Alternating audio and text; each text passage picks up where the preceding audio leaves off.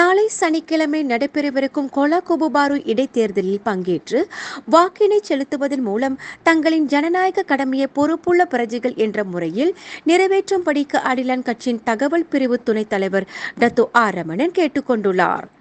இடைத்தேர்தலை புறக்கணிக்க வேண்டும் என்ற சில தரப்பினரின் கோரிக்கைக்கு சமுதாயம் ஒருபோதும் செவிசாய்த்து விடக்கூடாது என்று அவர் வலியுறுத்தினார். மலேசியர்கள் என்ற முறையில் நாம் ஒருவரோடு ஒருவர் சமாதானமாக வாழ முடியும், ஒற்றுமையாகவும் இருக்கின்றோம். ஆனால் இதில் வியப்பளிக்கும் விஷயம் என்னவென்றால், நமது சொந்த சமூகத்தில் ஒரே இனத்தில் உள்ளவர்கள் பிரிவினையை உருவாக்க பார்க்கிறார்கள். இது ஏமாற்றம் அளிப்பதாகவும் அருவருக்கத்தக்கதாகவும் உள்ளது என்று அவர் சொன்னார்.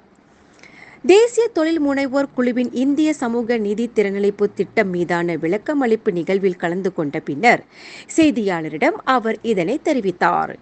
இதனிடையே தொழில் முனைவோர் திறன் மேம்பாட்டிற்கு கூடுதலாக 3 கோடி ரிங்கெட் ஒதுக்கீடு செய்யப்பட்டுள்ள நிலையில் இந்த ஸ்பூமி கேஸ் பிக் திட்டத்தின் வாயிலாக கிடைக்கும் வாய்ப்புகளை முறையாக பயன்படுத்திக் கொள்ளும்படி இந்திய சமூகத்தை தொழில் முனைவோர் மேம்பாடு மற்றும் கூட்டுறவுத்துறை துணை அமைச்சருமான ரமணன் கேட்டுக்கொண்டார்.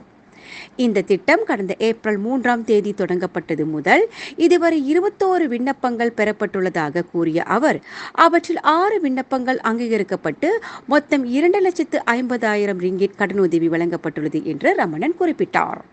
விலையில் மேலும் செய்திகளை தெரிந்து கொள்ள கீழே இருக்கும் பெல் பட்டனை அழுத்துங்கள். உங்கள் ஆதரவை வெளிப்படுத்த லைக் மற்றும் ஷேர் செய்யுங்கள். தொடர்ந்து விண்வெளியுடன் உங்கள் பயணத்தை தொடர்ந்திருக்க சப்ஸ்கிரைப் செய்யுங்கள்.